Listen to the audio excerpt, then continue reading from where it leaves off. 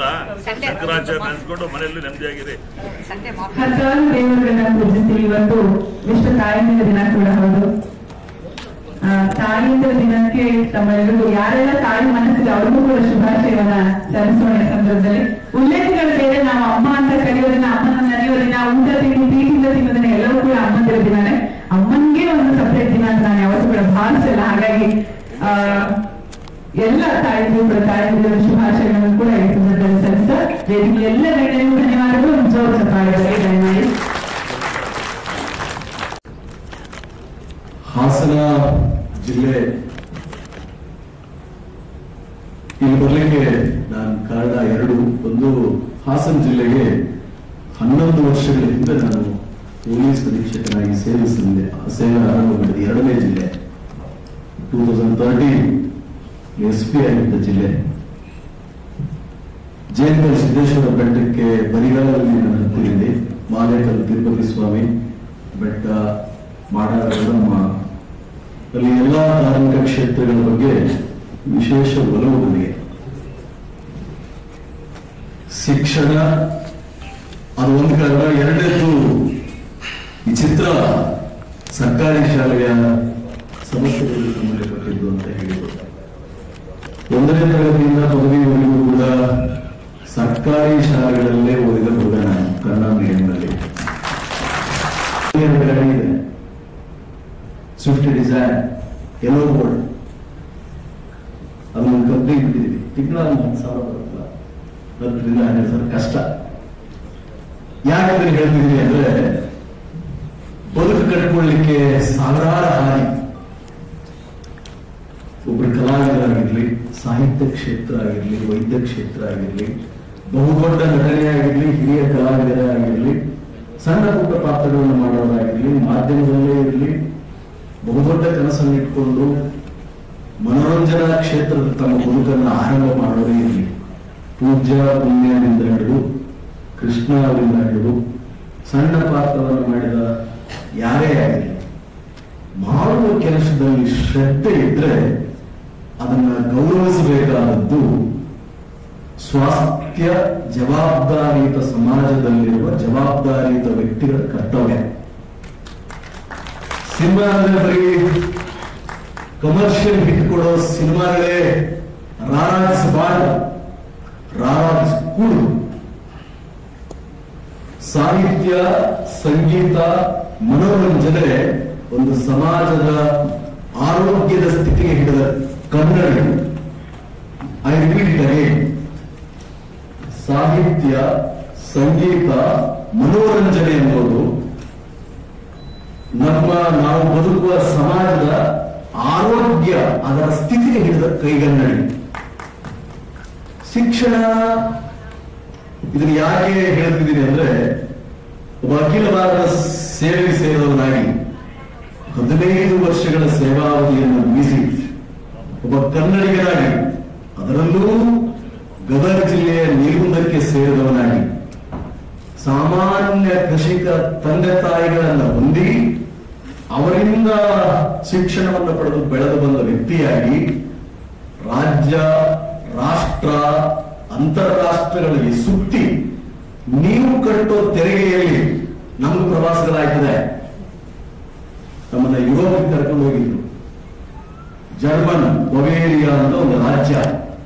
To understand, ಕಲಿಲಿಕ್ಕೆ, ಏನ್ ಕಲಿಲಿಕ್ಕೆ, ಅಲ್ಲಿಯ ಶಿಕ್ಷಣ ಪದ್ಧತಿ ಹೇಗಿದೆ, ಪೊಲೀಸ್ ವ್ಯವಸ್ಥೆ ಹೇಗಿದೆ, ಸ್ಮಾರ್ಟ್ ಸಿಟಿ ಅಂದೇನು, ಪ್ರೊಟೆಕ್ಷನ್ ಹೇಗಿರ್ತದೆ, ಆ ರಾಷ್ಟ್ರಗಳಲ್ಲಿ ಏನೆಲ್ಲ ಆಗಿದೆ, ನಾವೇನ್ ಮಾಡ್ಬೇಕು ಅನ್ನೋದನ್ನ ಕಲಿಯೋದಕ್ಕೆ ನಮ್ಗೆ ಹಣ ಕೊಟ್ಟು ಒಂದು 10 ಜನರ ತಂಡ.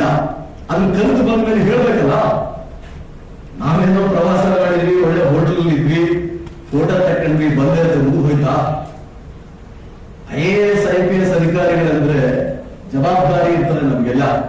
ಆ ಜವಾಬ್ದಾರಿಯನ್ನ ಯಾವ ರೀತಿ ಉಮೇಶ್ ಅವರು, ರವಿ ಅವರು, ಕೃಷ್ಣ ಅವರು, ಅಥವಾ ನಮ್ಮ ಚಿತ್ರ ನಿರ್ಮಾಪಕರ ತಂಡದ ಅಧ್ಯಕ್ಷರಾಗಿದ್ದ ಸುರೇಶ್ ಅವರು ಜವಾಬ್ದಾರಿಯ ಸ್ಥಾನದಲ್ಲಿದ್ದವರು ನಮಗನಿಸಿದ್ದನ್ನು ಹೇಳ್ಬೇಕು ಸಮಾಜಕ್ಕೆ. ಒಬ್ಬ ವೈದ್ಯರಾದವರು ಬಡವರಿಗೆ ಚಿಕಿತ್ಸೆ ಕೊಡಬೇಕು. 4 ಅಕ್ಷರ ತಿಳಿದವರು ತಿಳಿಲ್ಲ ಅವರಿಗೆ ಹೇಳಬೇಕು.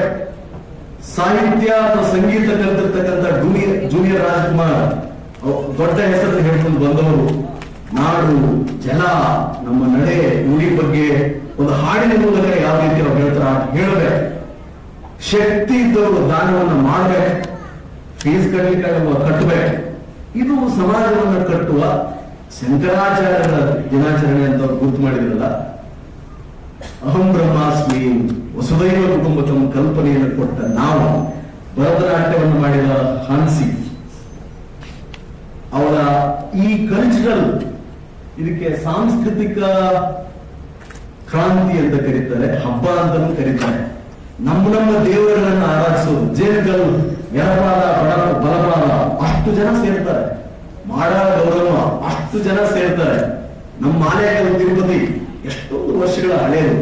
ಇದನ್ನ ಆಚರಿಸುವುದರ ಜೊತೆಗೆ ನಮ್ಮ ಸಮಸ್ಯೆಗಳಿಗೂ ಸ್ಪಂದಿಸುವ ಗುಣ, ಆ ಗುಣ ನಮ್ಮಲ್ಲಿ ಕರೆತರುವಂತೆ ಮಾಡುತ್ತದೆ.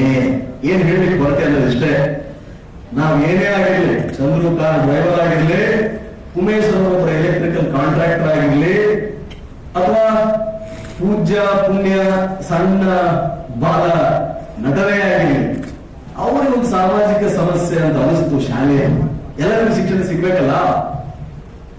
ಖಾಸಗಿ ಶಾಲೆ ಇಂಗ್ಲಿಷ್ ನಾನು ಮಾತನಾಡ್ಲಿಕ್ಕೆ ಹೋಗಲ್ಲ, ಬಿಕಾಸ್ ಅದನ್ನ ನೋಡ್ಲಿಕ್ಕೆ ಸಪರೇಟ್ ವ್ಯವಸ್ಥೆ ಇದೆ. ಆದ್ರೆ ಪ್ರಜಾಪ್ರಭುತ್ವ ವ್ಯವಸ್ಥೆಯಲ್ಲಿ ಅನಿಸಿದ್ದನ್ನ ಎಕ್ಸ್ಪ್ರೆಸ್ ಮಾಡುವ ಬಗೆ, ನಾನೊಬ್ಬ ಪೊಲೀಸ್ ಅಧಿಕಾರಿ, ಕರೆಕ್ಟ್ ಆಗಿ ಎಫ್ಐಆರ್ ಮಾಡಬೇಕು, ಚಾರ್ಜ್ ಶೀಟ್ ಮಾಡ್ಬೇಕು. ಯಾರೇ ಆಗಿರಲಿ ತಪ್ಪಿತಸ್ಥರು, ಕಣ್ಣೆದುರಿಗೆ ಕಾಣುವ ಅನ್ಯಾಯವನ್ನು ಪ್ರತಿರೋಧಿಸಿ ಬಂದವರಿಗೆ ನಾನು ಪ್ರೊಟೆಕ್ಷನ್ ಕೊಡಬೇಕು.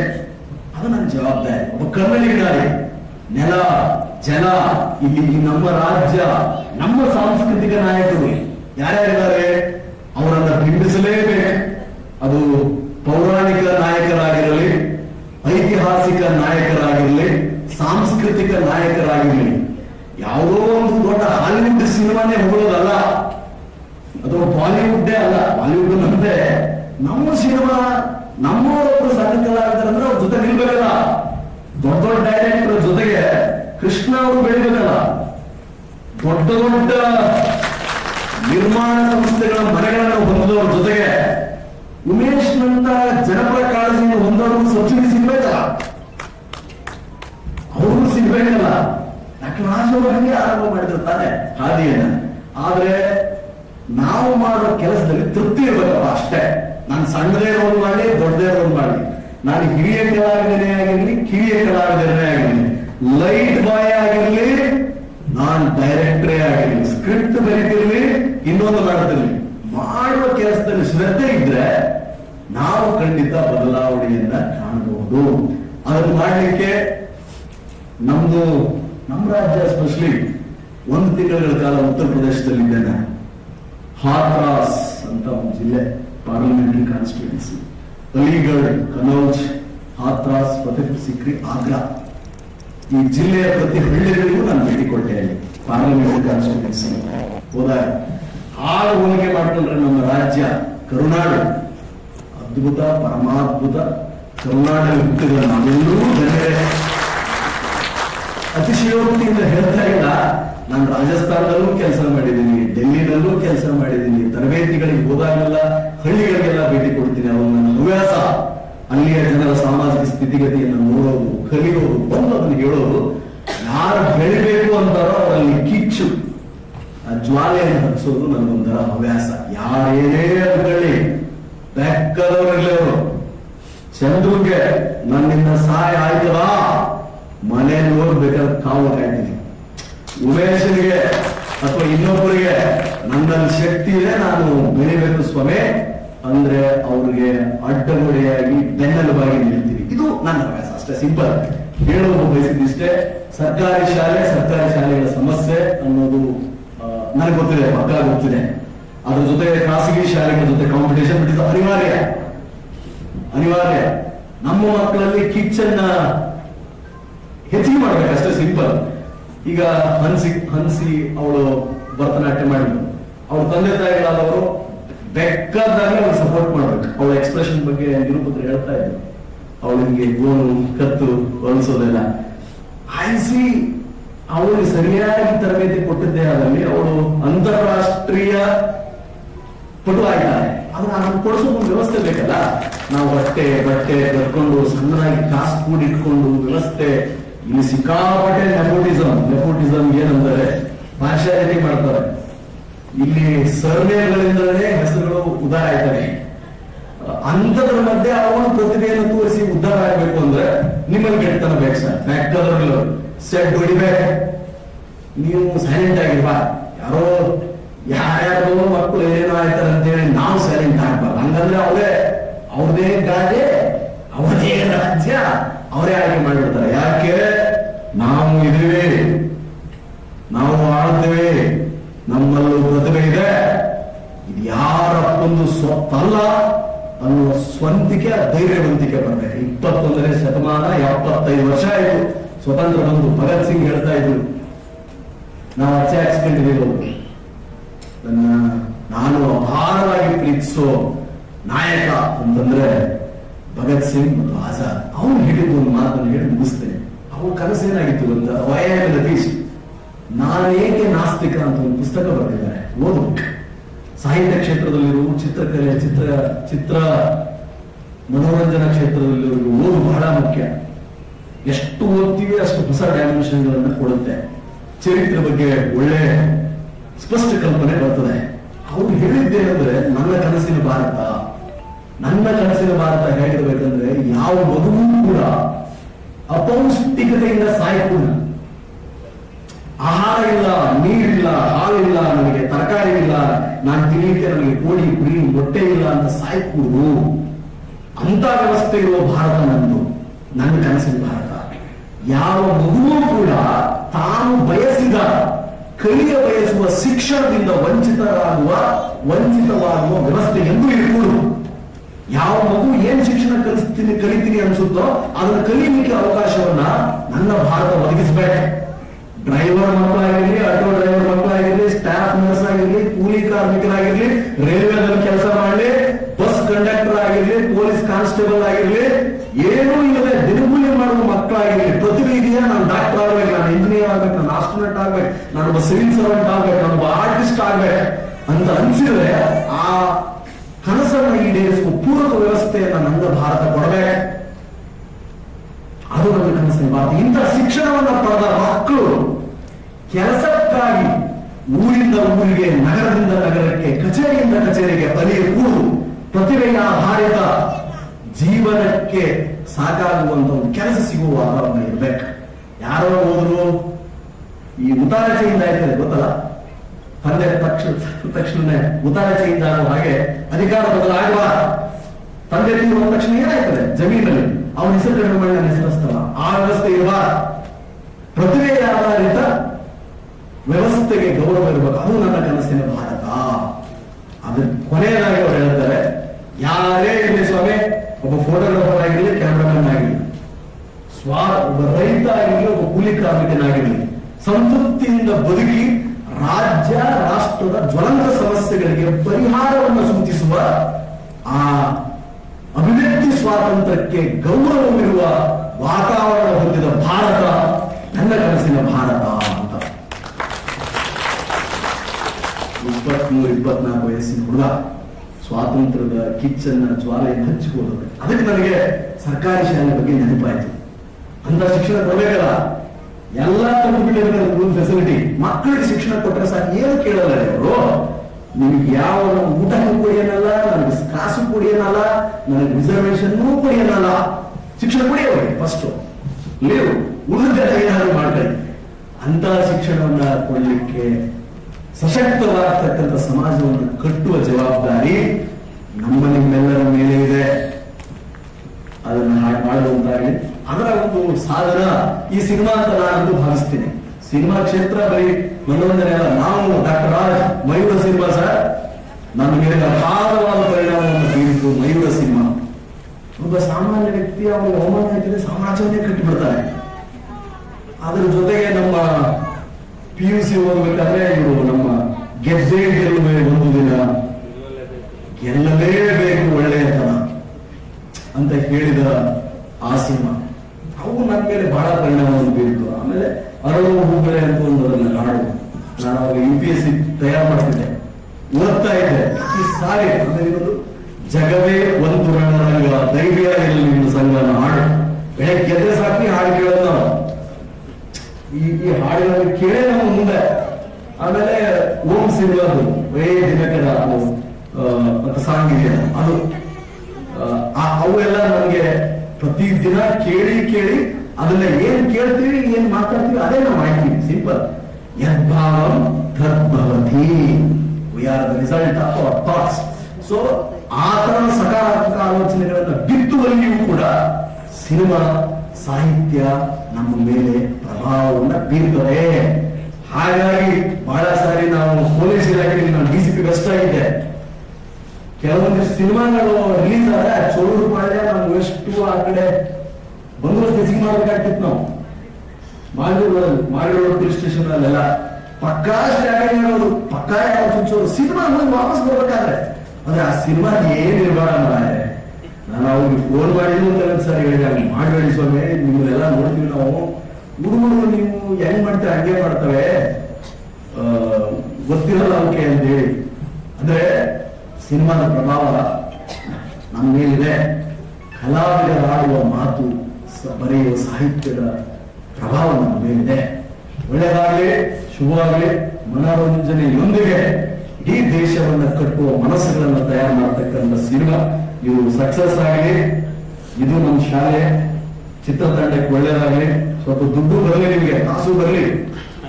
ಕಾಸಿಂದ ಕೆಲಸವೇ ಇಲ್ಲ. ಕಲಾವಿದರಂದ್ರೆ ಪಾಪ ಕಾಯಿಸ್ಬಿಟ್ಟು ಹಂಗೆ ವಾಪಸ್ ಫೋಟೋ ತೆಗೆದು ಎಲ್ಲರೂ ಸೆಲ್ಫಿ ತಗೊಳ್ತಾರೆ. ಪಾಪ ಅವ್ರ ಆರ್ಥಿಕ ಸಮಸ್ಯೆ ಮನೆ ಹೋದ್ರೆ ಸಾಕು, ಸರಿ ಊಟ ಮಾಡ್ಲಿಕ್ಕಾಗಲ್ಲ, ಟ್ರಾವೆಲ್ ಮಾಡ್ಲಿಕ್ಕಾಗಲ್ಲ. ಹಂಗಾಗಲ್ಲ. ಒಳ್ಳೆ ಕಾಸು ಬರ್ಬೇಕು, ಒಳ್ಳೆ ಬಟ್ಟೆ ಹಾಕ್ಬೇಕು, ಒಳ್ಳೆ ಊಟ ಮಾಡ್ಬೇಕು. ಒಂದು 40-60 ಅಂದ್ರೆ ಒಳ್ಳೆ ಮನೆ ಕಟ್ಬೇಕು ಸರ್. ಚಾರ್ಜ್ ಮಾಡಿ ಸರ್, ಬಿಡ್ಬೇಡಿ, ಚಾರ್ಜ್ ಮಾಡಬೇಕು. ಅದು ನಾವೆಲ್ಲ ಒಳ್ಳೆಯವರು ಇವಾಗ ಸಿಂಪಲ್ ಇರ್ಬೇಕು, ಕಾಸು ಬೇಕಲ್ಲ ಸ್ವಾಮಿ. ಬಾಬಾ ಸಾಹೇಬ್ ಅಂಬೇಡ್ಕರ್ ಒಂದು ಮಾತೇ ಮುಗಿಸ್ಬಿಡ್ತೀನಿ. ಅವ್ರೇನ್ ಹೇಳ್ತಾರೆ ಅಂದ್ರೆ, ಈ ಆರ್ಥಿಕ ಕ್ರಾಂತಿ ಮತ್ತು ಸಾಮಾಜಿಕ ಸಾಂಸ್ಕೃತಿಕ ಕ್ರಾಂತಿ ಎದುರುಬರಲಾದರೆ, revolution, if there is an economic development and cultural historical ಬಂದ್ರೆ ಗೆಲ್ಲೋದು ಆರ್ಥಿಕ ಕ್ರಾಂತಿ ಅಂತೆ. ಅಂದ್ರೆ ಹಣ ಗೆಲ್ಲುತ್ತೆ ಅಂತ ಹೇಳ್ತಾರೆ. ಒಳ್ಳೆ ಬದುಕಬೇಕು, ಒಳ್ಳೆ ಬೇಕಂದ್ರೆ ಸಾಕು, ತಕ್ಕ ಮಟ್ಟಿಗೆ ನಮ್ಗೆ ದೊಡ್ಡ ಬೇಡ, 30-40 ಸಾಕು. 30-50 ಒಳ್ಳೇದು ಕಟ್ಬೇಕು, ಒಳ್ಳೆ ಬಾತ್ರೂಮ್ ಇರ್ಬೇಕು. ನಮ್ ದುಡಿಯೋದ ಮನೆ ಇದೆಯಾ ಸರ್ ಸ್ವಂತ ಗೋಡಿಸ ನಿಮ್ಗೆ ಬೆಕ್ಕರ್ಸ್ ಕಲಾವಿದರು. ಇದನ್ನ ಯಾಕೆ ಹೇಳ್ತೀನಿ ಅಂದ್ರೆ, ನನಗೆ ಗೊತ್ತಿದೆ, ಸದಾಶಿವಗೌಡರು ಅಂತ ದೊಡ್ಡ ನಾಟಕಕಾರ ಸರ್, ಗೊಂಬೆಗಳ ನಾಟ್ಯ ಸಂಘ ಅಂತ ಭಾರತದಲ್ಲಿದೆ. ಅವ್ರ ಮಗ ಪ್ರಕಾಶ್ ಗೌಡರು ಅಂತ ಹೇಳಿ 2004ರಲ್ಲಿ ಸ್ಮಶಾನ ಕುರುಕ್ಷೇತ್ರ ಮತ್ತು ಸೂತ್ರ ತಪಸ್ವಿ 2 ನಾಟಕದಲ್ಲಿ ನಾನು ಇಡೀ ರಾಜ್ಯಾದ್ಯಂತ ಕುವೆಂಪು ಶತಮಾನೋತ್ಸವದ ಅಂಗವಾಗಿ ಕನ್ನಡ ಮತ್ತು ಸಂಸ್ಕೃತಿ ಇಲಾಖೆಯನ್ನು ಮಾಡಿದಾಗ ಒಂದು ನಾಟಕಕ್ಕೆ 200 ರೂಪಾಯಿ ತಗೊಳ್ತಿದ್ದೆ ನಾನು, 200 rupees. ನಾನೇನಲ್ಲಿ ದುರ್ಯೋಧನ ಬಗ್ಗೆ ಅಥವಾ ಕುವೆಂಪು ಬಗ್ಗೆ ಬಹಳ ಅಭಿಮಾನ. ಸ್ಮಶಾನ ಕುರುಕ್ಷೇತ್ರದಲ್ಲಿ ಬ್ರಾಹ್ಮಣರ ಪಾತ್ರ, ಸ್ಮಶಾನ ಕುರುಕ್ಷೇತ್ರದಲ್ಲಿ ದುರ್ಯೋಧನ, ಶೂದ್ರ ತಪಸ್ವಿಯಲ್ಲಿ ಬ್ರಾಹ್ಮಣರ ಪಾತ್ರವನ್ನು ಎಲ್ಲ ಕಡೆ ಮಾಡಿದ್ದೀನಿ ಸರ್ ನಾನು. ಇಡೀ ರಾಜ್ಯಾದ್ಯಂತ ಕೇಳ್ಕೊಂಡು ಮೇಲ್ಗಡೆ ಎಲ್ಲ ನಾಟಕಕ್ಕೆಲ್ಲ ಸಾಮಾನು ಇಟ್ಕೊಂಡು ಗಾಡಿ ಮಾಡ್ಕೊಂಡು ಎಲ್ಲ ಕಡೆ ಒಂದು ಪ್ಲೇಟ್ 200 ರೂಪಾಯಿ ಕೊಡೋರು, 200 rupees. ಎಲ್ಲರೂ ಕೂಡ ತರಿಸ್ಕೊಳ್ತಾರೆ. ಆಯಾರ ಅಂತ ನಮ್ಮ ಕಡೆ, ನೀವೇನಿದ್ದೀರ ಆಯಾರ ಮಾಡೋದು. ಒಳ್ಳೆ ಪಾತ್ರ ಅಂದ್ರೆ ಕೊಡ್ತಾರೆ, ಗೊತ್ತಾಗ ಯಾರು ಕೊಡ್ತೀರಿ, ನಾವು ಕಾಯ್ತಾ ಇದ್ದೀವಿ ನೋಡೋಣ ಒಳ್ಳೆ ಪಾತ್ರ ಮಾಡಿದ್ರಿ ಯಾರು ಏನಾದ್ರು ಕೊಡ್ತಾರ ಅಂತ. ಅಂದ್ರೆ ಕಲಾ ನಾನು ನನ್ನ ಕೋವ ಈಗಲೂ ನಾವು ಪ್ರಕಾಶ್ ಗರುಡು ಚೆನ್ನಾಗಿದೆ ಗೊಂಬೆ ನಾಟ್ಯ ಸಂಘ. ಅವ್ರು ಇವತ್ತು ಹೇಳ್ತವ್ರೆ,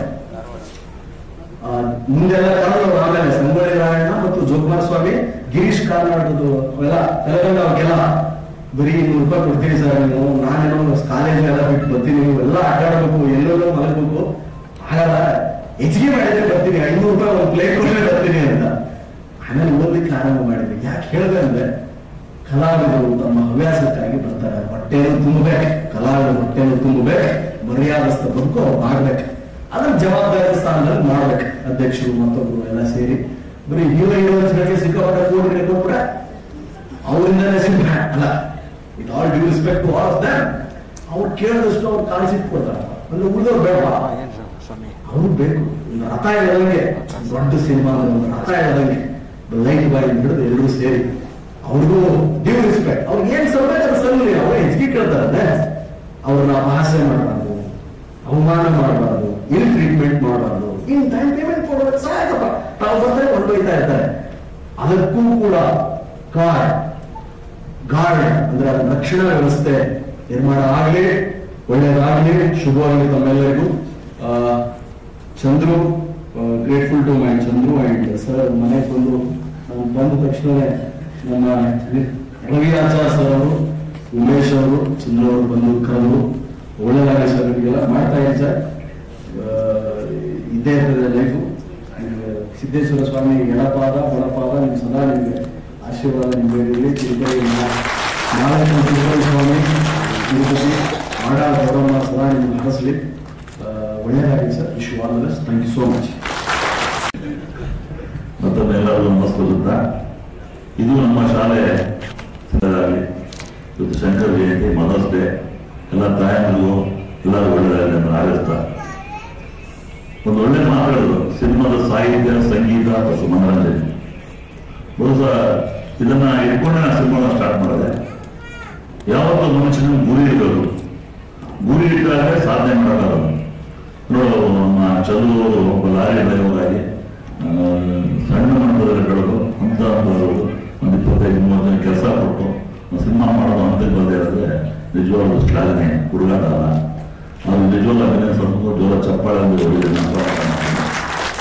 ಉಮೇಶ್ ಅವರು ಬಹಳ ಸಿನಿಮಾ ಮೇಲೆ ಬಹಳ ವಾತ್ಸಲ್ಯ, ಪ್ರೀತಿ, ಏನೋ ಒಂದು ಸಿನಿಮಾ ಮಾಡಬೇಕು, ಏನೋ ಒಂದು ಸಾಧನೆ ಮಾಡಬೇಕು ಅಂತ ಹೊರಟಾಗ ಆ ಸಪೋರ್ಟ್ ಮಾಡೋ ಜನ ಕೂಡ ವೆರಿ ಇಂಪಾರ್ಟೆಂಟ್. ಸರ್, ನಾವು ವಾಣಿಜ್ಯ ಅಧ್ಯಕ್ಷ ಆಗಿರ್ಬೋದು ಸಾಹೇಬ್ರೆ, ನಾವು ಬಹಳ ಕಷ್ಟಪಟ್ಟು ಬರೀ 50 ರೂಪಾಯಿ ಟ್ರೆಂಡ್ ಇಟ್ಟು ಶುಭೋದಯ ಬಂದು ಚಿತ್ರರಂಗ 106 ಕೋಟಿ ಬಡವ ಹಾಕಿ 106 ಕೋಟಿ ಕಳೆದು ಮತ್ತೆ ಎದ್ದು ನಿಂತು ವಾಣಿಜ್ಯ ಅಧ್ಯಕ್ಷರಾಗಿದ್ರೆ ನೇರ ಗುರಿಗಳಿಂದ ನಾಯಿಗಳು ಸರ್. ಯಾವುದಾದ್ರು ಕದ್ದು ಮುಚ್ಚಿ ಮಾಡಿಲ್ಲ. ಇರೋದನ್ನ ನೇರವಾಗಿ ಬಹುದಿನೊಂದು ಬಹುಶಃ ಅದಕ್ಕೆ ಮುಖ್ಯ ನಡೀಲಿ ಅಂತ ಹೇಳ್ತಾ ಇದ್ದೀನಿ. ಸುಮಾರು ಜೀವನ ಸರ್, ನಾನು ಈಗಾಗಲೇ ಸಾಕಷ್ಟು ಕ್ಷೇತ್ರಗಳಲ್ಲಿ, ಸಹಕಾರ ಕ್ಷೇತ್ರದಲ್ಲಿದ್ದೀನಿ, ಸಿನಿಮಾ ರಂಗದಿದ್ದೀನಿ. ನಾನು ಎಸ್ಪಿ ಸಿನಿಮಾ ಮಾಡಿದೆ. ಮಾಡುವಾಗ ಎಲ್ಲ ಹೊಸ ತಂಡದ ಮೇಲೆ ಕೋಟಿಗಳೇ ಬಂದು ಆಗೋದು ಕಷ್ಟ. ನಾನು ಯಾಕೆ ಮಾಡಿದೆ ಅಂದ್ರೆ, ನನಗೇನೋ ಮುಂಚೆ ಸಾಹಿತ್ಯ, ಸಂಗೀತ, ಮನೋರಂಜನೆ ಅಂದ್ರೆ ಒಂದು ಗೌರವ. ಸಿನಿಮಾ ನಾವು ಪ್ಯಾಷನೇಟ್ ಹುಡುಗರಾಗಬೇಕು, ಶೋಕಿ ಮಾಡೋದು. ಇತ್ತೀಚೆಗೆ ಬರೋ ಸಿನಿಮಾ ಏನಾಗಿದೆ ಅಂದ್ರೆ, ನಮ್ಮ ಸಿನಿಮಾ ರಂಗದ ಬಗ್ಗೆ ಜನರಿಗೆ ಪ್ರೀತಿ ವಿಶ್ವಾಸ ಕಡಿಮೆ ಆಗಿ ಟಿವಿ ಮಾಧ್ಯಮಕ್ಕೆ ಹೋಗ್ತಾ ಇದ್ದಾರೆ. ಏನಾಗಿದೆ ಸರ್, ನೀವು ಸಬ್ಸಿಡಿ ವಿಚಾರ ಮಾತಾಡಿದ್ರಿ. ಇದರ ವಿಚಾರ ಬಹಿರಂಗ ಮಾತಾಡೋಕ್ಕಾಗಲ್ಲ. ಸಬ್ಸಿಡಿಯಲ್ಲಿ ಸ್ಯಾಂಟಿಟಿ ಇಲ್ಲ. ಸಬ್ಸಿಡಿಗೋಸ್ಕರ ಸಿನಿಮಾ ಮಾಡೋದು ಕೂಡ ಹುಡ್ಕೊಂಡಿದ್ದಾರೆ. 3 ಲಕ್ಷಕ್ಕೆ, 5 ಲಕ್ಷಕ್ಕೆ, 8 ಲಕ್ಷಕ್ಕೆ, 10 ಲಕ್ಷಕ್ಕೆ ಸಿನಿಮಾ ಕ್ವಾಲಿಟಿ ಕೊಡೋಕ್ಕಾಗ್ತಾ ಇಲ್ಲ. ಕ್ವಾಲಿಟಿ ಕೊಡೋದ್ರಿಂದ ಪ್ರಭಾತ ಚಿತ್ರಗಳು ಬಂದಿರೋದು ನಮಗೆ ಅವಳಿ ಮಾಡಿ ಕನ್ನಡ ಚಿತ್ರರಂಗ ಬೇರೆ ನಶಿಸಿ ಹೋಗ್ತಾ ಇದೆ. ಅದರ ಚಿಂತನೆ ಮಾಡುವಂತ ಕೆಲಸ ನಮ್ಮ ಮಾಡ್ತಾ ಇಲ್ಲ. ಎಲ್ಲ ಹೀರೋ ಬೇಸ್. ಯಾಕಂದ್ರೆ ಇದು ನಮ್ಮ ಶಾಲೆ ಹುಡುಗರು ತುಂಬಾ ಚೆನ್ನಾಗಿ ಆಕ್ಟ್ ಮಾಡಿದ್ರೆ ಮುಂದೆ ಎದ್ದು ಮರವಾಗಿ ಬೆಳಿಬಹುದು. ಅದು ಭರತನಾಟ್ಯ ಹೋಗಿ ಮುಂದಿನ ದಿನ ರಾಷ್ಟ್ರ, ಅಂತಾರಾಷ್ಟ್ರೀಯ ಹೆಸರು ಕೂಡ ಮಾಡುವುದು. ನಮ್ಮಲ್ಲಿ ಗುರಿ ಸಾಧನೆ ಇರೋದು. ಯಾವ ಮನುಷ್ಯನ ಗುರಿ ಇರೋದು, ಗುರಿ ಸಾಧನೆ ಮಾಡೋ ಮುಂಚೆ 1000 ಜನ ಏನು ಹೇಳ್ತಾರೆ, ಅವಮಾನ ಮಾಡ್ತಾರೆ, ಮಾನ ಅಪಹರಣ ಎಲ್ಲ ಆಗುತ್ತೆ. ಯಾವುದಕ್ಕೂ ಕೇರ್ ಮಾಡೋದು, ಕೇರ್ ಮಾಡದೆ ನೇರವಾಗಿ ಗುರಿ ಇಟ್ಕೊಂಡ್ರೆ ಆ ಸಾಧನೆ ಮುಂದಿನ ದಿನ ದೇಶದ ಒಂದು ದೊಡ್ಡ ಆಸ್ತಿ ಆಗ್ತಾರೆ ಅಂತ ನನ್ನ ನಂಬಿಕೆ. ಅದು ನನ್ನ ಲೈಫಲ್ಲೂ ಆಗಿದೆ. ನಾನೇ ಸಿನಿಮಾ ನೋಡಿದೆ, ಚೆಲುವೆಯಲ್ಲಿ ನೋಡುವ ಅಂತ ಒಂದು ಪ್ರಪಂಚದ 7 ಅದ್ಭುತಗಳ ತೋರ್ಸ ಅಂತಂದ್ರು. ನಾನು ಜೀನ್ಸ್ ಅಂತ ಸಿನಿಮಾ ಮಾಡಿದ್ದೆ ಸಾಹೇಬ್. ಅವಾಗ ಐಶ್ವರ್ಯ ಇದು ಒಂದು ಸಾಂಗ್ 7 ಅದ್ಭುತ ಮಾಡಿದ್ರು. ನೋಡ್ದಾಗ ಏನ್ ಸರ್ ಎಂತ ಸಿನಿಮಾ ಮಾಡಿದ್ದಾರೆ, ಯಾರು ಅವರ ಪ್ರಯತ್ನ ಬಹುಶಃ ಇಂಡಿಯಾದಲ್ಲೇ ಪ್ರಪಂಚದ 7 ಅದ್ಭುತಗಳನ್ನು ಶೂಟಿಂಗ್ ಮಾಡಿ ಅಲ್ಲಿ ಸಾಂಗ್ಸ್ ಅಂಡ್ ಸೀನ್ಸ್ ಮಾಡೋದ್ರ ನಿರ್ಮಾಣ ನಾನೇ. ಪಬ್ಲಿಸಿಟಿ ಆಗಿಲ್ಲ. ಯಾಕಾಗಿಲ್ಲ ಅಂದ್ರೆ ಏನೋ ಧೋರಣೆಗಳು ತುಂಬಾ ಇರೋದು, ಭಾವನೆಗಳು ಬೇರೆ ಇರುತ್ತೆ. ಒಬ್ಬ ಮನುಷ್ಯ ಬೆಳೆಸೋದು ಬೆಳೆಯೋದು ಬೇರೆ ಭಗವಂತ ಮಧ್ಯೆ ಎಲ್ಲ ಏನು ಮಾಡಿ ನಾವು ಚಿತ್ರರಂಗದ ವಾಣಿಜ್ಯ ಅಧ್ಯಕ್ಷ ಆಗಿದ್ದೀನಿ ಅಂದ್ರೆ ಬಹುಶಃ ಉಮೇಶ್ವರ ಗೊತ್ತು ಎಂತ ಕಾಂಪಿಟೇಷನ್ ಆಯ್ತು ಅಂತ. ನಾನು ಯಾವ್ದು ಕಾಂಪಿಟೇಷನ್ ಮಾಡಿಲ್ಲ. ಜಾತಿ ಬಂತು, ಆದ್ರೂ ಕೂಡ ಜಾತಿ ಮತ ಭೇದ ಬರುತ್ತೆ. ಅತ್ಯಧಿಕ ಬಹುಮತದಿಂದ ಚುನಾವಣೆ ಗೆಲ್ಲಿಸಿದ್ರು. ನಾನು ಮಾಡಿದ ಪ್ರಾಮಾಣಿಕತೆ ಕೆಲಸಕ್ಕೆ ಶ್ರದ್ಧೆ. ಅದೇ ತರ ನಮ್ಮ ರವಿ ಚಂದ್ರನ ಇವತ್ತು ಮೊದಲನೇ ದಿನ ಗುರುಗಳ ಆಚರಣೆ ಶಂಕರಾಚಾರ್ಯ ಬರ್ದಿನ ಅವ್ರ ಜೊತೆ ವೇದಿಕೆ ಹಚ್ಕೊಂಡು ನಾನು ತುಂಬಾ ಜೀವನದಲ್ಲಿ ವಯಸ್ಸಿನ ದಿನ ಕಳ್ಕೊಂತೀನಿ. ಅಂತ ಒಂದು ಪ್ರಾಮಾಣಿಕ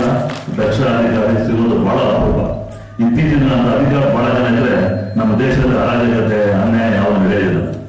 ಇದನ್ನ ರಾಜಕೀಯ ಪರಿಣಾಮ ಮಾಡಿದ್ರೆ ಅವರು ಕೂಡ ಟೆನ್ಷನ್ ಇಲ್ಲ, ಆದ್ರೂ ಕೂಡ ಯಾವುದಕ್ಕೂ ಕೇರ್ ಮಾಡದೆ ಅಂಜದೆ ಅಳಗದೆ ಜಗ್ಗದೆ ಮುಂದೂಗುವಂತ ಯಾರು ಪ್ರಾಮಾಣಿಕರಿಗೆ ಅವರು ಒಬ್ರು ಅಂತ ನಾನು ಖಂಡಿತವಾಗಿ ಹೇಳ್ತೀನಿ.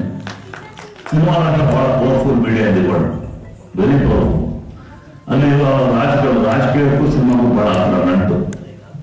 ಒಬ್ಬ ನಿರ್ಮಾಪಕ ಹೋಗ್ತಾರೆ, ಜನ ಹೋಗ್ತಾರಲ್ಲ, ನಟ ಹೋಗ್ತಾ ಇದ್ರೆ ನಟ ಬಂದು ಯಾವತ್ತು ನಟರು ಯಾವ ಹೀರೋಗಳು ನೇಮ್ಸ್ ದೊಡ್ಡ ದೊಡ್ಡ ಹೀರೋಗಳು ಸಿನಿಮಾ ಬೆಳೆಯ ಮುಂಚೆ ಮಾಡೋ ಮುಂಚೆ ಅವರು ಹೊಸ ನಟಗಳೇ ಬೆಳೆದ ತಿರುಗಿ ನೋಡ ನೋಡಿ. ಇದು ನಮ್ಮ ಶಾಲೆ ಸಿನಿಮಾಗೆ ಕಲಿಗೆ ಯಾರ ದೊಡ್ಡ ಹೀರೋಗಳು ಬರಲ್ಲ ಅಂದ್ರೆ ಕೈಮಿಲ್ಲ. ಹೀಗೆ ಬರುವಂತ ಭಾವನೆಗಳು ನಮ್ಮ ಜನಗಳಿಗೂ ಇದಾಗಬಾರದು, ಯೋಚನೆ ಮಾಡಬಹುದು. ಸಿನಿಮಾಗಳಲ್ಲಿ ನಿಮ್ಮಲ್ಲಿ ಸಾವಿರಾರು ಪ್ರತಿಗಳಿಲ್ಲ, ನಿಮ್ಮ ಮನೆಯಲ್ಲೇ ಪ್ರತಿಗಳು ಸಾಹೇಬ್ರ ನಾವು ಹೀರೋ ಬೇಸ್ ಪಿಕ್ಚರ್ ಮಾಡಿಲ್ಲ. ಎಲ್ಲ ಹೊಸ ಕಲಾವಿದರೇ, ಹೊಸ ತಂತ್ರಜ್ಞಾನ, ಹೊಸ ನಟನೆಗಳಿಂದಲೇ ಕೋಟ್ಯಾಂತರ ಬಂಡವಾಳ. ನನಗೆ ಎನ್ ಸುರೇಶ್ ಅಂತ ಹೆಸರಿತ್ತು, ನೋಮೋ ಸುರೇಶ್ ಅಂದ್ರೆ ಚೆಲುವೆ ನೀರು ಮಾಡೋದನ್ನೇ ನೋಮೋ ಅಂತ ಹೇಳಿದ್ರೆ ಯಾರಿಗೆ ಹೇಳಲ್ಲ. ಭಗವಂತ ಮನೆ ಬರೋದು, ಸಾವು ನೋವು ಬರೆಯೋದು ಭಗವಂತ. ಇದೇ ರವಿ ಬೆಳೆಯೋದು ಬರೋದು ಅಂತ ಬಹುಶಃ ಇದ್ದಾರೆ. ಆಯ್ತು, ಈ ನೆಕ್ಸ್ಟ್ ಸಿನಿಮಾದಲ್ಲಿ ಇವರೆಲ್ಲ ಇವ್ರ ಕಥೆ ಮುಗಿತು ಅಂದ್ಬಿಟ್ಟು ಏನಾಗುತ್ತೆ, ಅವ್ರು ನಾವೇ ಹೇಳಿ ಅವ್ರು ನೋಡಿದೆ ಸಾಹೇಬ್ ದೊಡ್ಡ ರೈತರು ಕರ್ನಾಟಕದ ನಿಮ್ಮಲ್ಲಿ ಯಾರೋ ಒಂದು ಚಾಪ್ ಉಳಿಸಿದಿರ ಹೆಸರಿದೆ, ನೀವು ಇದ್ರ ಬಂದ್ಬಿಟ್ರೆ ನನ್ನ ಜೀವನ ಹೇಗೆ ಹೇಳಿದ್ರು, ನಾವು ನೇಣ ಹಾಕ್ಬಿಟ್ಟ ಅಂದೆ. ಬಟ್ ನೇಣ ಹಾಕೊಂಡು ಹೇಳಿ ನಾನಲ್ಲ, నేను ಹಾಕಿಸ್ತೀನಿ ಬೇರೆಯವರಿಗೆ, ದೇವ್ರು ನಿನ್ ಮುಂದೆ ಬರೀಬೇಕು, ಯೋಚನೆ ಮಾಡಿ ಬರೀರಿ ಅಂತ. ಯಾರಪ್ಪ ನೀನು, ನಾನು ಸುಮ್ಮವಾಗಿದ್ದಾನು, ಯಾವುದು ಕೆಲವಲ್ಲ ಸ್ವಾಮಿ, ಬರೀ ನಾಳೆ ದುಡ್ಬೇಕು, ಒಂದು 5 ವರ್ಷ ಕುಡಿಯಂತೆ. ಅವರು ಗ್ರೇಟ್ ಮನುಷ್ಯ, ಎಷ್ಟು ಸ್ಫೂರ್ತಿ ತಗೊಂಡ್ರು ರಿಯಲಿ ಗ್ರೇಟ್ ಎಂದಬೇಕು ಸರ್. ನಾನು ಮಿಸ್ಟೇಕ್ ಆಗಿತ್ತು ಅಂದ್ರು. ಅಂದ್ರೆ ಯಾವ ಮನುಷ್ಯನಿಗೂ ಯಾವ ದುಡ್ಡ ತಡೆಯಲ್ಲ. ಇವತ್ತು ನೋಡಿ ನಮ್ಮ ದರ್ಶನ್ ಕೂಡ ಲೈಟ್ ಬ್ಯಾಗ್ ಆಗಿದೆ, ಇವತ್ತು ಎಷ್ಟು ಮೇಲು ನಟ ಆಗ್ಬೋದು ಅಂದ್ರೆ ಅವ್ರ ಅದೃಷ್ಟ ಹೇಳಕ್ಕಾಗಲ್ಲ. ಅದೇ ಎಲ್ಲಾ ನಟರು ಹುಡ್ತಾನೆ ದೊಡ್ಡ ನಟ ಆಗಿಲ್ಲ. ನಾವು ಮನೆಯಲ್ಲಿ ಅಧ್ಯಕ್ಷನಾದ್ರೆ ನಾನು ಬಹಳಷ್ಟು ಹೊಸಬರಿಗೆ, ಹೊಸ ಕಲಾವಿದರು ಹೊಸರು ಮಾಡಿದಾಗ ನನಗೆ ಸಪೋರ್ಟ್ ಮಾಡೋದೇ ಕೆಲಸ ಮಾಡ್ಕೊಂಡೆ ಬಂದಿದ್ದೀನಿ, ಈಗಲೂ ಮಾಡ್ತೀನಿ, ಮುಂದೆ ಮಾಡ್ತೀನಿ. ಬಟ್ ಆದ್ರೆ ಬರೀ ಸಬ್ಸಿಡಿ ಬರುತ್ತೆ ಅಂತ ಓಡಾಡೋ ಸಿನಿಮಾಗಳನ್ನ ಬೇರೆ ಮಾಡ್ಬೇಕು. ಯು ಶುಡ್ ಬಿ ಪ್ಯಾಕ್ ಬರೋದು ನೋಡಿ. ಎಷ್ಟು ಬೆಳೆದ್ರಿ ನಾನು ಕೆಲವು ವರ್ಷ 20 ವರ್ಷ ಕೊಡ್ತಾ ಇದ್ದೀನಿ ನನಗೆ. ನಾನು ಸಿನಿಮಾ ಮಾಡಿದಾಗ ಟಾಪ್ ಹೀರೋಗೆ ಏನು ಬೆಲೆ ಕೊಡ್ತಾ ಇದ್ದೀನೋ, ಬಾಟಲ್ ಲೈಟ್ ಬ್ಯಾಗ್ ಕೂಡ ಸೇಮ್ ಸಮಾನ ಕೊಡ್ತಾ ಇದ್ದೆ ಸರ್. ನಾನು ಯಾವತ್ತೂ ಡಿಸ್ಕ್ರಿಮಿನೇಷನ್ ಮಾಡಿಲ್ಲ, ಮಾಡೋದಿಲ್ಲ, ಮುಂದೆ ಮಾಡಲ್ಲ. ಮುಂದಿನ ದಿನಗಳಲ್ಲಿ ನಾನು ನಾವು ಕಳೆದ 5-6 ವರ್ಷ ಸಿನಿಮಾಗಳು ಮಾಡಿಲ್ಲ. ಯಾಕಂದ್ರೆ ನನ್ನೆಲ್ಲ ಸಿನಿಮಾಗಳು not hero base, technician base. ಬಹುಶಃ ನನ್ನ ಸಿನಿಮಾಗಳಲ್ಲಿ ಮೊದಲ 15-20 ಜನ ಟೆಕ್ನಿಷಿಯನ್ಗಳು ಇವರು ಸುರಕ್ಷಿತ ಡಬ್ಬಿಂಗ್ ಆಗಿತ್ತು. ಏನ್ ಸರ್ ಕರೆಕ್ಟಾ? ಎಷ್ಟು ಜನ ಎಲ್ಲ ನಿರ್ದೇಶಕರು, ನಟರು, ತಂತ್ರಜ್ಞರು ಎಲ್ಲ ಬೆಳೆದಿದ್ದಾರೆ. ಬಹುಶಃ 4 ಜನ ಕ್ಯಾಮ್ರಾಮನ್ಗಳಿದ್ದಾರೆ, ಸಂತೋಷ ಪದಾಜಿ ಇರ್ಬೋದು, ಚಂದ್ರಶೇಖರ್ ಕ್ಯಾಮ್ರಾಮನ್ ಇರ್ಬೋದು, ಗುರುಪ್ರಶಾಂತ್ ರಾಯ್ ಹೆಸರು ಹೇಳ್ತೀನಿ. ಬಟ್ ಎಲ್ಲರೂ ಗೌರವಗಳಿದೆ. ಅಜಯ್ ಅವರು, ಸುನೀಲ್ ಇರ್ಬೋದು, ನಮ್ಮ ಪ್ರೇಮ್ ಇರ್ಬೋದು, ರಮ್ಯ ಇರ್ಬೋದು, ನಿತ್ಯಾನಂದ, ಆಮೇಲೆ ಪದ್ಮಪ್ರಿಯ ಅವರೆಲ್ಲ ನಮಗೆ ದೂರದ ಇನ್ನೊಂದು ಮಹಾರಾಷ್ಟ್ರ ಆಗಿರೋದು, ಈಗ ಹಂಗೆ ಆಗಿಲ್ಲ. ಅವರು ನನ್ನದೇ ಸರ್, ನಾನೇ ಊರಿನ ಮಾಡಿದ ಹೊಸೂರಿನ ಬಂಡವಾಳ ಹಾಕಿ ಅವರೆಲ್ಲ ಬೆಳೆದಿದ್ದಾರೆ. ಅದಕ್ಕೆ ಹೆಮ್ಮೆ ನನಗೆ ಬೇರೆ ಯಾವುದಿಲ್ಲ. ಸಾಧನೆಗೆ ಯಾವತ್ತು ಬೆಲೆ ಸಿಗುತ್ತೆ. ಮುಂದಿನ ಗೆಲುವು ಸೋಲೇ ಗೆಲುವಿನ ಬೆಳೆ, ಸೋಲ್ಬಿಟ್ರೆ ಎದುರುಪಾಡು. ಆಮೇಲೆ ತಂದೆ ತಾಯಿಗಳು ಕೂಡ ಎಷ್ಟೋ ಜನ ಗ್ರಾಮೀಣ ತಂದೆಗಳು ಟಿವಿ ಚಾನಲ್ಗಳಲ್ಲಿ ಸಾಂಗ್ ಪ್ರೋಗ್ರಾಮ್ ಕೊಡ್ತಾರೆ. ಎಷ್ಟೋ ಜನ ಕಲಾವಿದರು ಸಿಕ್ಕಿದ್ದಾರೆ, ಸಂತೋಷ ಸಿಕ್ಕಿದ್ದಾರೆ, ಸಿಂಗರ್ಸ್ಗಳು. ಎಷ್ಟು ಜನ ಸಿಂಗರ್ಸ್ ಜಿ ಫಿಲಮ್ಸ್ ಇಂಥೊಂದು ಕಾರ್ಯಕ್ರಮ ಮಾಡೋದು. ಅದು ಸಿನಿಮಾ ಬರ್ತಾ OTT ಬರ್ತಾ ಕಡಿಮೆ ಗುಣಮಟ್ಟ ಸಿನಿಮಾ ಮಾಡಿ ಕಾದಂಬರಿ ಆದ ಸಿನಿಮಾಗಳ ಮುಂಚೆ ರಾಜ್ಕುಮಾರ್ ಗಾರು ಮಾಡ್ತಾರೆ. ರಾಜ್ಕುಮಾರ್ ಗಾಳಿಗಳು ಆಗುವುದೆಂದು ಕೈ ಕಟ್ಟಿ ಕೊಡದೆ ಸಾಗಲು ಕೆಲಸ ಇದೆ ಅಂತೇಳಿ ಅದನ್ನು ಧೋರಣೆ ಕೆಲಸ ಮಾಡೋದ್ರಿಂದ ಈ ಸಿನಿಮಾ ಮಾಡಿದ ಎಲ್ಲ ತಂತ್ರದಲ್ಲಿ ಒಳ್ಳೆಯದಾಗಿ ಇದು ನಮ್ಮ ಶಾಲೆಗೆ ಅದೇ ಬಂಡವಾಳ ಪೂರ್ತಿ ಬರಲಿ, ಬಂದು ಇನ್ನು 4 ಸಿನಿಮಾ ಮಾಡುವಂತ ಶಕ್ತಿ ದೇವರುಗೊಂಡು ಕರುಣಾಂಬೆ ಅವರಿಗೆ ಆಶೀರ್ವಾದ ಮಾಡಿ ಈ ಸಿನಿಮಾ ಹಾಕಿದ್ದು ದುಪ್ಪಟ್ಟು ಬರಲಿ ಅಂತ ಹೇಳ್ತಾ ನಿಮ್ಮೆಲ್ಲರೂ ಮತ್ತೊಮ್ಮೆ ಒಂದು ನನ್ನ ಮಾತು ಹೇಳ್ತಾ ನನ್ನ ಆರಾಧ್ಯ ದೈವ ಗುರು ಜಯಂತ ಸಿದ್ದೇಶ್ವರ ಸ್ವಾಮಿಯನ್ನ ಸ್ಮರಿಸುತ್ತಾ, ವಿಶ್ವಗುರು ಬಸವಣ್ಣನವರನ್ನ ಸ್ಮರಿಸುತ್ತಾ, ನಡೆದಾಡುವ ದೇವರು ಶಿವಕುಮಾರ ಸ್ವಾಮಿಗಳನ್ನ ಸ್ಮರಿಸುತ್ತಾ,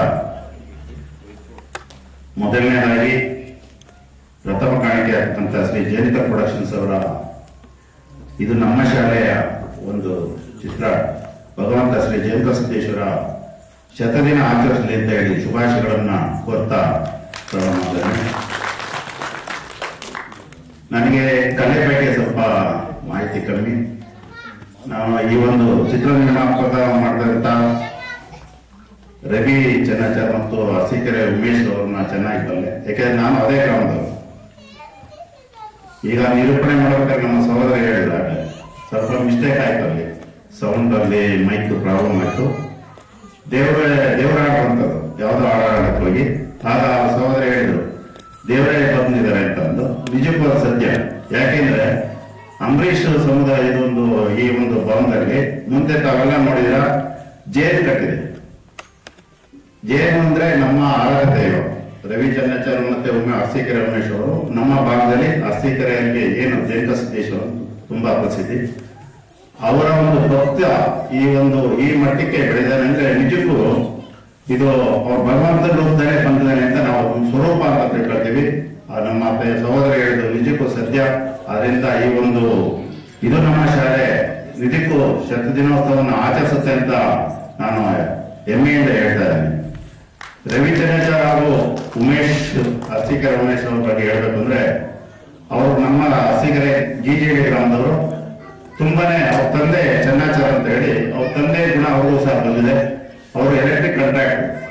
ಒಂದಿನ ದಿನದಲ್ಲಿ ಎಲೆಕ್ಟ್ರಿಕ್ ಕಾಂಟ್ರಾಕ್ಟ್ ಅಂದ್ರೆ ಒಂದು ರೈತರಿಗೆ ಸಬ್ಸಿಡಿ ಬೇಕಂದ್ರೆ ಮತ್ತೆ ಕೆಇಬಿಯಿಂದ ಪವರ್ ಕನೆಕ್ಷನ್ ತಗೋಬೇಕು ಅಂದ್ರೆ ಒಬ್ಬ ರೆಕಗ್ನೈಸ್ಡ್ ಕಾಂಟ್ರಾಕ್ಟ್ ಇಂದಾನೇ ತಗೋಬೇಕಾಯ್ತು. ಅಂತ ಸಂದರ್ಭದಲ್ಲಿ ಅರಸೀಕೆರೆ ಇದ್ದವರು ಇಬ್ಬರು ಕಾಂಟ್ರಾಕ್ಟ್ ಅವ್ರ ಸಿಗ್ನೇಚರ್ ಇಂದ ಏನು ಮಾಡ್ತಾ ಇಲ್ಲ ಕೆಇಬಿನಲ್ಲಿ.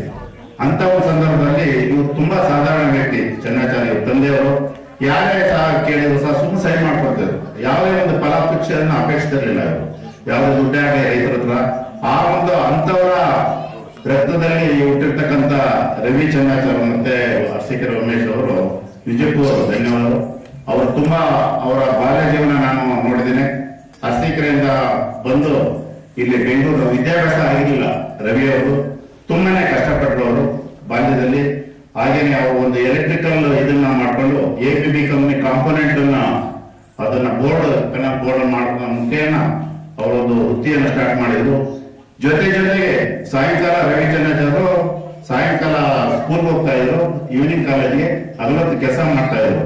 ಅಂತ ಒಂದು ವ್ಯಕ್ತಿ ನಮ್ಮ ಗ್ರಾಮದವರು, ನಮ್ಮ ಸ್ವಾಮಿಯವರ ಜಯಂತ ಸಿದ್ದೇಶ್ವರ ಭಕ್ತ ಈ ಮಟ್ಟಕ್ಕೆ ಒಂದು ಚಲನಚಿತ್ರ ನಿರ್ಮಾಣ ಮಾಡಿದ್ದಾರೆ ಅಂದ್ರೆ ನಿಜಕ್ಕೂ ನಮಗೆ ಹೆಮ್ಮೆಯ ವಿಚಾರ.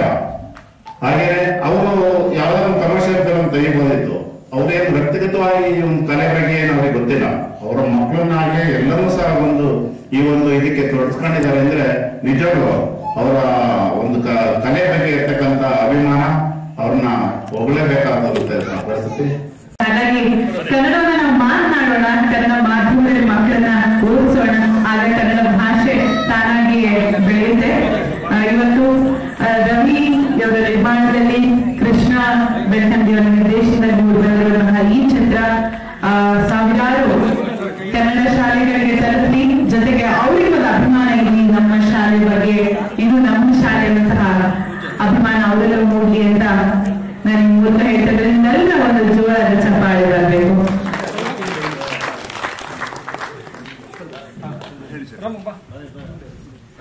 GP ರಾಜೇಂದ್ರನ್ ಅವರು ಹೇಳೋ ಹಾಗೆ ನರಕ ಕೀಳಿಸಿ ನಾಲ್ಗೆ ಸೀಳಿಸಿ ಬಾಯಿ ಹೊಲಸಾಕಿದ್ರು ಮೂಗ್ನಲ್ಲಿ ಕನ್ನಡ ಪದವಾಟಿ ನನ್ನ ಮನಸ್ಸನ್ನೇ ಕಾಣೆ. ಹೆಂಡ ಹೋಗ್ಲಿ ಹೆಂಡತಿ ಹೋಗ್ಲಿ ಎಲ್ಲ ಕೊಚ್ಕೊಂಡು ಹೋಗ್ಲಿ, ಪ್ರಪಂಚ ಇರೋ ತನಕ ಕನ್ನಡ ಪದಗಳು ಹೋಗ್ಲಿ ಅಂತ ನಾವೆಲ್ಲರೂ ಕನ್ನಡನ ಬಳಸೋಣ. ಕನ್ನಡ ತಾನಾಗೆ ಬೆಳೆಯುತ್ತೆ, ಕನ್ನಡ ಅವರಿಗೆ ಬೆಳೆದಿದೆ. ಹಾಗಾಗಿ ಒಂದು ಜೋರಾದ ಚಪ್ಪಾಳೆ ಬಂದಿ.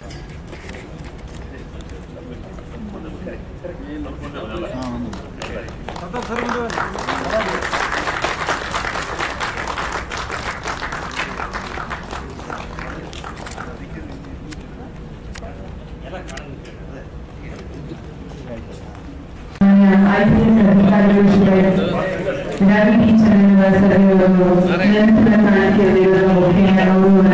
ರಾಜಕೀಯ ವರದಿಗಾರನಾಗಿ, ಕ್ರೈಮ್ ರಿಪೋರ್ಟರ್ ಆಗಿ, ಸಿನಿಮಾ ಪತ್ರಕರ್ತರಾಗಿ ಹಾಗೂ ಜೀ ಕನ್ನಡ ಸೇರಿದಂತೆ ಹಲವಾರು ವಾಹಿನಿಗಳಲ್ಲಿ ರೈತರಾಗಿ ಸ್ಕ್ರಿಪ್ಟ್ ರೈತರಾಗಿ ಕೂಡ ಕೆಲಸ ಮಾಡಿದ್ದೀನಿ.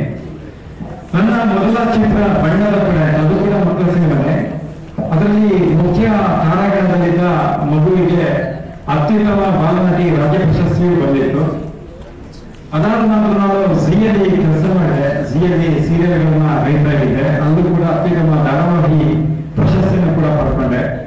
ಸುಮಾರು 60 ಜಾಹೀರಾತು ಚಿತ್ರಗಳು, 30 ಸಾಕ್ಷ್ಯ ಚಿತ್ರಗಳನ್ನ ನಿರ್ದೇಶನ ಮಾಡಿದೆ.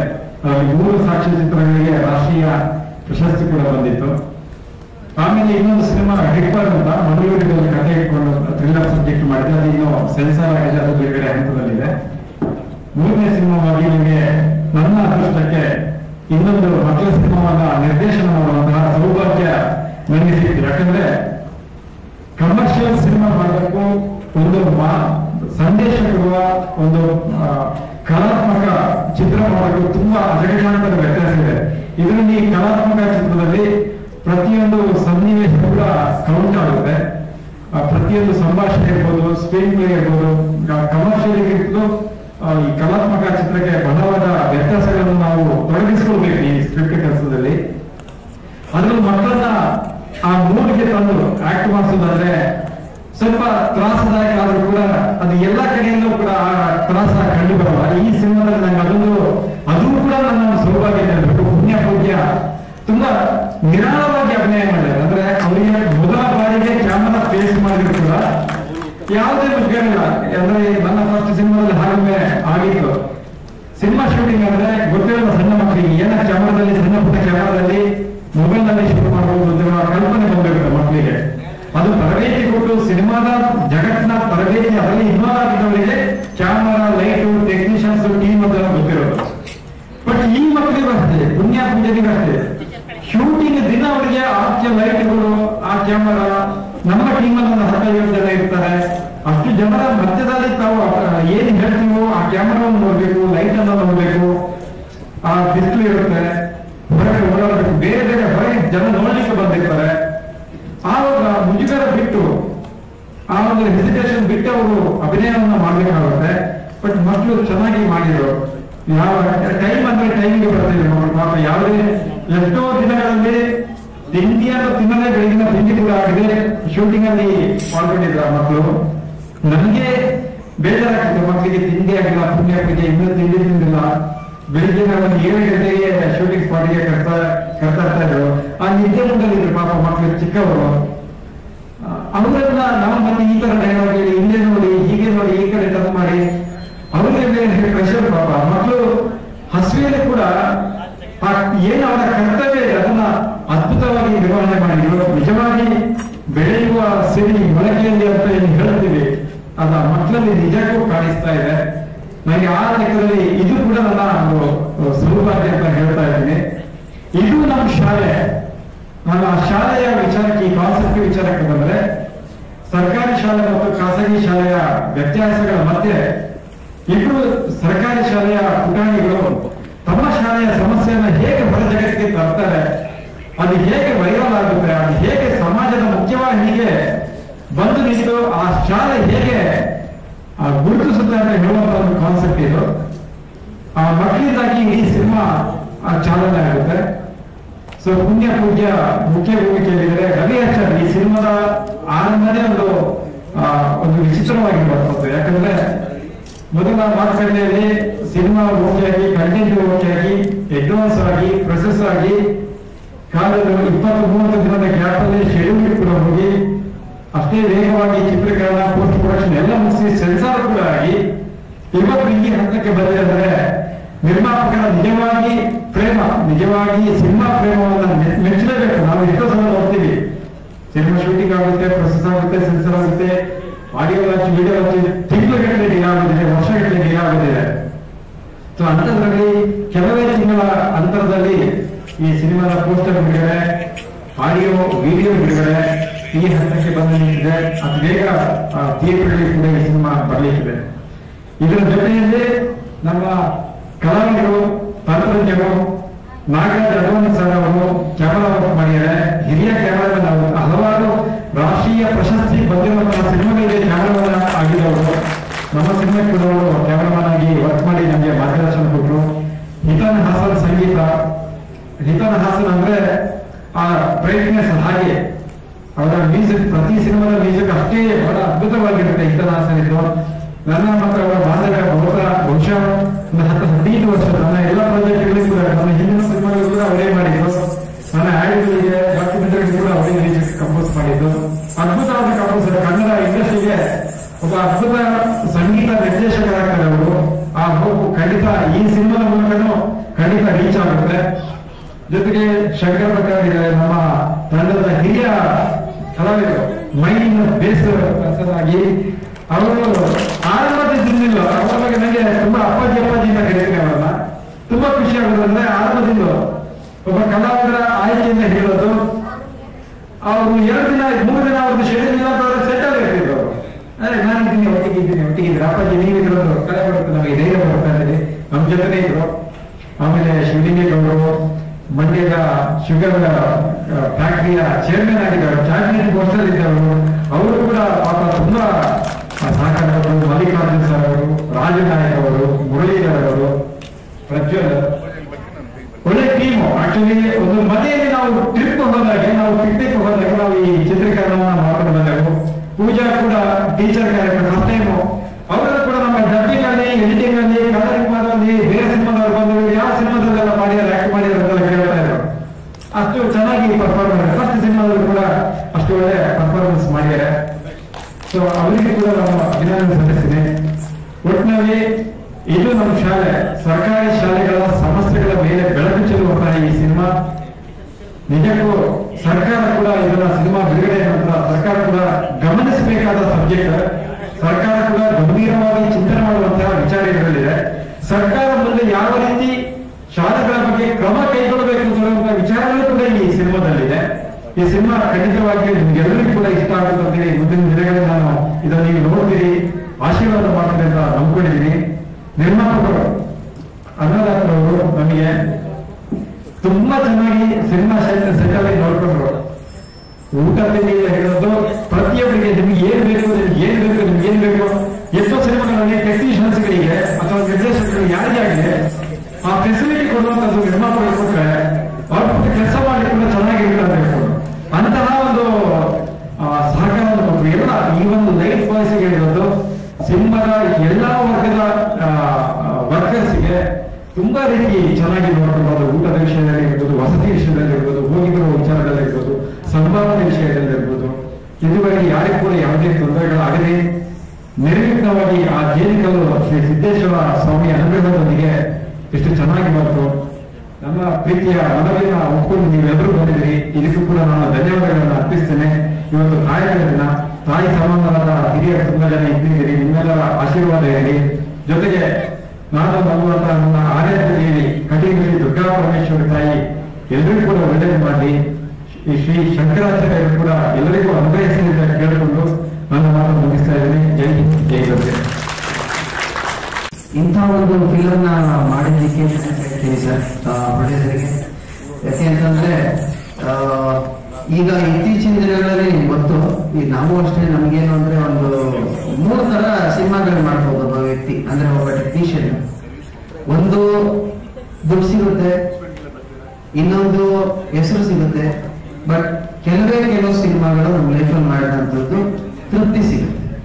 ಸೊ ನಿಜ ಹೇಳ್ಬೇಕು ಅಂತಂದ್ರೆ ಈಗ ನಂದಿದ್ದು 8ನೇ ಸಿನಿಮಾ, ಎಲ್ಲಾ ಜಾನರ್ ಸಿನಿಮಾಗಳಲ್ಲೂ ಕೆಲಸ ಮಾಡಿದ್ದೀನಿ. ಈ ಸಿನಿಮಾ ನಿಜವಾದ ತೃಪ್ತಿ ಕೊಡ್ತದೆ ನನಗೆ. ಯಾಕೆ ಅಂತಂದ್ರೆ ಒಂದು ಗೌರ್ಮೆಂಟ್ ಸ್ಕೂಲ್ ರಿಲೇಟೆಡ್ ನಾವು ಎಷ್ಟೇ ಮಾತಾಡಿದ್ರು, ಇವಾಗ ಒಂದು ಸ್ಮಾಲ್ ಇನ್ಸಿಡೆಂಟ್ ಹೇಳ್ತೀನಿ. ಇಲ್ಲೂ ನಾವು ಎಷ್ಟೋ ಜನ ಇರ್ಬೋದು ಕನ್ನಡದ ಬಗ್ಗೆ ಸಿಕ್ಕಾಪಟ್ಟೆ ಮಾತಾಡ್ತೀವಿ, ಅಥವಾ ಪ್ರೈವೇಟ್ ಸ್ಕೂಲ್ ಗೌರ್ಮೆಂಟ್ ಸ್ಕೂಲ್ ಬಗ್ಗೆ ಮಾತಾಡ್ತೀವಿ. ಆದ್ರೆ ಎಷ್ಟು ಜನದ ಮಕ್ಕಳನ್ನ ಗೌರ್ಮೆಂಟ್ ಸ್ಕೂಲಿಗೆ ಸೇರಿಸಿದೀವಿ ಅಂತ ನೋಡ್ಕೊಂಡಾಗ ಒಂದು ಸೆಕೆಂಡ್ ಎಲ್ಲರೂ ಸೈಲೆಂಟ್ ಆಗ್ತೀವಿ, because that is the fact. So ಈ ಒಂದು ಚಾಲೆಂಜ್ ಆಕ್ಚುಲ್ ಆಗಿ ನಾನು ತಗೊಂಡೆ. ನನ್ನ ವೈಫ್ ಅವರ ತಮ್ಮ ಅವರ ತಾಯಿ ತೀರ್ಕೊಂಡಾಗ ನಮ್ಮ ಮನೆಗೆ ಬಂದ 7ನೇ ಕ್ಲಾಸು ಪ್ರೈವೇಟ್ ಸ್ಕೂಲಲ್ಲಿ ಓದ್ತಾ ಇದ್ದ. ಆಮೇಲೆ ಇನ್ನ ಲೈಫಿಗೆ ಬಹಳ ಕಷ್ಟ ಆಗುತ್ತೆ, ಏನ್ ಮಾಡೋದು ಅಂದಾಗ ನಾನು ಯಾಕೆ ಗೌರ್ಮೆಂಟ್ ಸ್ಕೂಲಿಗೆ ಸೇರಿಸಬಾರ್ದು, ನೋಡೋಣ. ನಾನು ಒಂದು ಚಾಲೆಂಜ್ ತಗೊಂಡೆ. ಆಕ್ಚುಲಿ ಇವತ್ತು ಟೈಮ್ ಬಂದಿದೆ ಅಷ್ಟೇ, ಈ ಫಿಲಮ್ ಮಾಡೋದಕ್ಕೆ ಹೇಳ್ತಾ ಇದ್ದೀನಿ. ಗೌರ್ಮೆಂಟ್ ಸ್ಕೂಲಿಗೆ ಸೇರಿಸ್ತೀವಿ ಅವನ್ನ. ನಿಜ ಹೇಳ್ಬೇಕು ಅಂದ್ರೆ ಯಾವ ಪ್ರೈವೇಟ್ ಸ್ಕೂಲಿಗೆ ಸೇರಿಸಿದ್ರೆ ಚೆನ್ನಾಗಿ ಓದ್ತಾರೆ ಅಥವಾ ಅದೆಲ್ಲ ಸುಳ್ಳು. ಮನೆಯಲ್ಲಿ ಪೇರೆಂಟ್ಸ್ ಒಂಚೂರು ಮಾರ್ಗದರ್ಶನ ಚೆನ್ನಾಗಿ ಮಾಡಿದ್ರೆ ಓದ್ತಾರೆ. ಅವನು ಈ ಸ್ಕೋರ್ಡ್ 93%. ಸೊ ಈಗ ಮತ್ತೆ PUC 91 ತೆಗೆದ. ಸೊ ಏನಕ್ಕೆ ಹೇಳ್ತೀನಿ ಅಂದ್ರೆ ಸರ್, ಇಂಥ ಒಂದು ಫಿಲಮ್ ಮಾಡಿದ್ದು it's a very beautiful concept. ಜನಗಳು ಫಸ್ಟ್ ದೊಡ್ಡ ದೊಡ್ಡ ಅಧಿಕಾರಿಗಳು, ದೊಡ್ಡ ದೊಡ್ಡ ವ್ಯಕ್ತಿಗಳು ಅನ್ನಿಸ್ಕೊಂಡಿರೋರು ಅವ್ರ ಮಕ್ಕಳನ್ನ ಅವ್ರ ಗೌರ್ಮೆಂಟ್ ಸ್ಕೂಲಿಗೆ ಸೇರಿಸ್ತಾರೆ. ಅವ್ರು ಪ್ರೂವ್ ಮಾಡೋಕೆ ನಾವು ಮಾಡೋದಲ್ಲ, ಹೇಳಿದಲ್ಲ. ಸೊ ಇದು ಒಂದು ವೆರಿ ಇಂಪಾರ್ಟೆಂಟ್ ಮೆಸೇಜ್. ಇದೆಲ್ಲದ್ರ ಜೊತೆ ಸಿನಿಮಾ ಅಂತ ಬಂದಾಗ ನನಗೆ ಕೃಷ್ಣ ಸರ್ ಬಹಳ ಆತ್ಮೀಯರು. ಹಿಂದೆಯಿಂದ ನಾವು ಸಿನಿಮಾದಲ್ಲಿ ಇದ್ದಾಗಲಿಂದಲೂ ನಮಗೆ ಸಪೋರ್ಟ್ ಯಾವಾಗಲೂ ಮಾಡ್ತಿರ್ತಾರೆ. ಅವ್ರು ಯಾವಾಗಲೂ ಹೇಳ್ತಾರೆ ಎಷ್ಟೇ ಸಿನಿಮಾ ನಾವು ಒಂದೇ ತರ ಇರ್ತೀವಿ ಅಂತ. ಅಂಡ್ ಆಲ್ರೆಡಿ ಅವರಿಗೆ ಅವಾರ್ಡ್ಗಳು ಬಂದಾಗಿದೆ. ಸೊ ಈ ಫಿಲಮು ಈ ಕಾನ್ಸೆಪ್ಟಿಗೆ ಖಂಡಿತವಾಗ್ಲೂ ಬರುತ್ತೆ ಸರ್. ಆಮೇಲೆ ಇಷ್ಟೊಂದು ಇವತ್ತು ಎಲ್ಲ ಗಣ್ಯ ವ್ಯಕ್ತಿಗಳು ಬಂದು ಇದಕ್ಕೆ ಹಾರೈಸಿದ್ರು. ಸೊ ತುಂಬಾ ಖುಷಿ ಆಯ್ತು. ಸಾಂಗ್ಸ್ ಅಂತ ಬಂದ್ರೆ 2 ಸಾಂಗ್ ಇದೆ. ನೀವು ಆಲ್ರೆಡಿ ಕೇಳಿರೋದ್ರಲ್ಲಿ ಒಂದು ಸಾಂಗ್ ನಾನು ಮಾಡಿದ್ದೀನಿ, ಇನ್ನೊಂದು ಸಾಂಗ್ ವಿಜೇತ ಅನ್ನೋರು ಹಾಡಿದ್ದಾರೆ. ಇದನ್ನ ಗೌರಿ ಸುತ ಅನ್ನೋರು ಬರೆದಿದ್ದಾರೆ. ಸೊ ಟೋಟಲ್ ಟೀಮ್ ತುಂಬಾ ಚೆನ್ನಾಗಿದೆ. ಇದು ಒಂದು ಗುಡ್ ಮೆಸೇಜ್. ಸೊ ಸಿನಿಮಾ ಬರೀ ಸಿನಿಮಾ ಮಾಡೋದಕ್ಕಿಂತ ತುಂಬಾ ಒಳ್ಳೆ ಮೆಸೇಜ್ ಕೊಡುವಂತ ಸಿನಿಮಾ. ತುಂಬಾ ಬ್ಯೂಟಿಫುಲ್ ಆಗಿ ಬಂದಿದೆ. ಮಕ್ಕಳುಗಳು ತುಂಬಾ ಚೆನ್ನಾಗಿ ಆಕ್ಟ್ ಮಾಡಿದ್ದಾರೆ. ಪಾಪ ಹಾಡು ಕೂಡ ಅವ್ರು ಹಾಡೋದಕ್ಕೆ ಟ್ರೈ ಮಾಡಿದ್ರು. ಟ್ರ್ಯಾಕ್ ನ ಅವರೇ ಇಬ್ರು ಸೇರಿ ಹಾಡಿದ್ರು. ಸೊ ತುಂಬಾ ಒಳ್ಳೆ ಫ್ಯೂಚರ್ ಇದೆ. ಸೊ ಈಗ ಬಂದಿರೋ ಎಲ್ರಿಗೂ, ಇದಕ್ಕೆ ಯಾರ್ಯಾರು ಸಪೋರ್ಟ್ ಮಾಡಿದ್ರು ಪ್ರತಿ ಒಬ್ಬರಿಗೂ ನಾನು ಥ್ಯಾಂಕ್ಸ್ ಹೇಳ್ತಾ ನನ್ನ ಮಾತನ್ನ ಮುಗಿಸ್ತೇನೆ. ಅತ್ಯಂತ ಪವಿತ್ರವಾದ ದಿನ ಶಂಕರಾಚಾರ್ಯರ ಜಯಂತಿ ಅಂತಾರಾಷ್ಟ್ರೀಯ ಮಟ್ಟದಲ್ಲಿ ಇವತ್ತು ಆಚರಿಸಲಿಕ್ಕಾಗ್ತಾ ಇದೆ. ಅದೇ ರೀತಿ ವಿಶ್ವ ತಾಯಂದಿರ ದಿನ. ತಾಯಿ ಇಲ್ಲದೆ ನಾವು ಒಂದು ಕ್ಷಣನೂ ಊಹಿಸೋಕ್ಕಾಗಲ್ಲ. ಪ್ರತಿಯೊಂದು ಕೆಲಸಕ್ಕೂ ನಮಗೆ ತಾಯಿ ಆಶೀರ್ವಾದ ಬೇಕು. ಈ ಒಂದು ಮಕ್ಕಳ ಚಿತ್ರದಲ್ಲಿ ಕೂಡ ಪುಣ್ಯ ಪೂಜಾ ಅವರು ತಾಯಿ ಅವತಾರದಲ್ಲಿ ವರ್ಕ್ ಮಾಡಿದ್ದಾರೆ. ಸುಮಾರು 50 ವರ್ಷಗಳಾಯ್ತು ನಾನು ಈ ಚಲನಚಿತ್ರದಲ್ಲಿ ಬಂದು. ಸುಮಾರು 500 ಚಿತ್ರಗಳಾಯ್ತು. ಈ ಒಂದು ಚಿತ್ರ ಇದು ನಮ್ಮ ಶಾಲೆ.